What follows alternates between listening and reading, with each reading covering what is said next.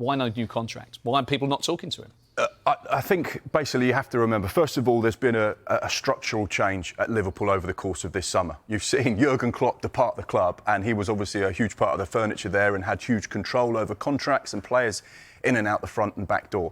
So therefore, you've just got to allow Richard Hughes, the new sporting director, Michael Edwards, who's working for FSG as a sort of director of football overseeing the whole structure, a little bit of time to just assess things. My understanding is they were always going to just make sure they focused on players coming in and giving Arne Slot the right tools to start the season. That was their number one job. Get the recruitment right done in the summer. Then they will look at the big contract situations. Mo Salah into the last year, Virgil van Dijk into the last year, Trent Alexander also the same. So that is now next on their agenda to look at. And of course, this is a big deal. Mo Salah is, one of the greatest ever players that Liverpool have had. His importance to the team, you've seen it season after season after season, and you're seeing it at the start of this campaign as well. But the big problem is, he just turned 32.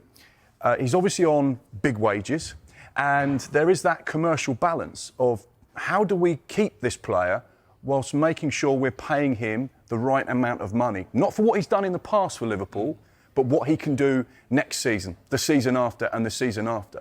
And that's where they need to come up with the right package. We understand that Mo Salah is keen about potentially staying at Liverpool and extending his contract. He's not interested yet at looking at Saudi Arabia or any other potential money-spinning move. He wants to stay at the highest level. He wants to stay at an elite level club. And of course, that would be Liverpool in the Premier League.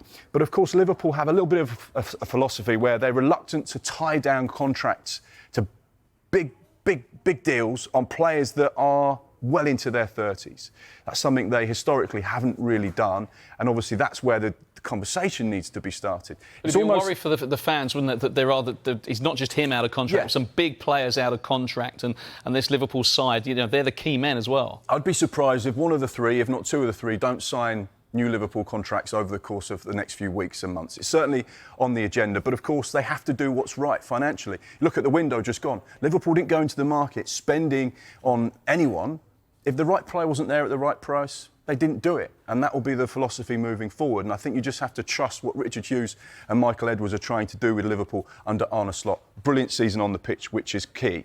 Let's take a look at Mo Salah's record so far this season, because this is maybe why he's saying, come and give me a new contract. I've started the season really well. And here's the evidence.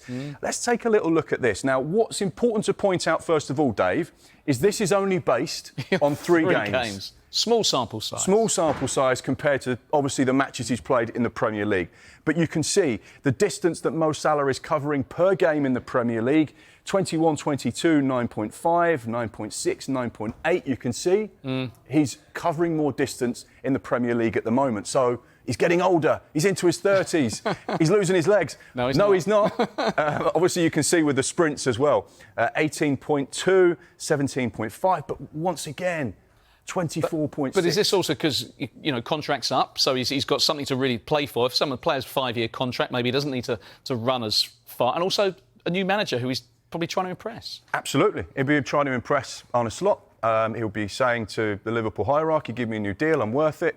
And he'll also be saying for those sides that potentially are thinking, well, is Mo Salah the right man for us? Because remember, from January the 1st, he can sign a pre-contract agreement with a club outside of the UK, so outside of the English Premier League.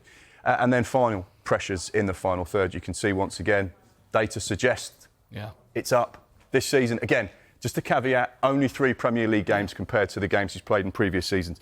But you can see the impact he's having early on. Heavily involved for Liverpool this season. Star man once again. Let's wait and see how things develop. But I'd be surprised if some contract conversations didn't start at some stage soon, because every time he plays well, scores goals and gets that post-match interview, one of those questions is going to be, what's happening with your contract? Have the club reached out to you? Yeah, well, that's the way to kind of bump your wages up and get a new contract, isn't it? Bang the goals in and contribute. Mark, for now, thank you very much.